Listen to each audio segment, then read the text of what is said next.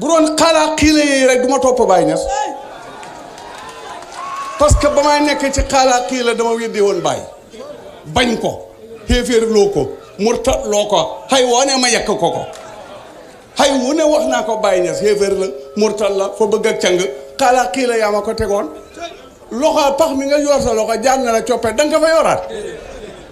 mun toppee moo fi kenn xaalaa xiila al maqaamaatu wal ahwaalu wal maratiba yooyu lay toppee nit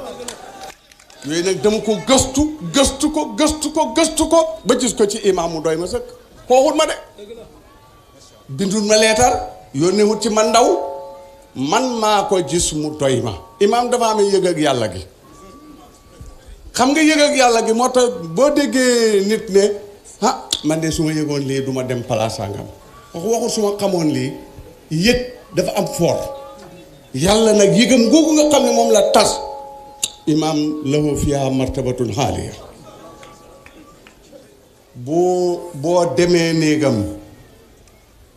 waaye sëriñ boo xam ne boo dikkee nekk ñu ne fay xañ xaaral foofu ba mu pare fekk yow yaa ngi xiifoon est-ce que àllaaxira yaakaar nga ne dana la may tey palaat ya waaye sëriñ boo xam ne soo dikkee mel ne kaay xoo ko mu ñëw ñaañ bu ma dikkee fekk ko mu toog na bàyyi daan toogee ci gàpp ci ñam mbooloo mi wër ko ndab li bëri loxo ma xam ne wirasatu muhammadiyatoo ngi fii parce que yonentu bu daan lekk loxo yi dañooy bëri lii moo tax benn sérif daf ma téléphoné ne ma xaddiyee su ma xaddiyee ji ba ko xel ma ne ko xée indi nga affaire ma ne ko gis nga waaw koo xam ne xarfu cosaan la ci baat bi wala yaa koo xam ne xarfu cosaan la ci baat bi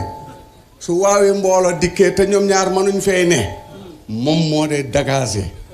ramaw nii la daaram yel jimaari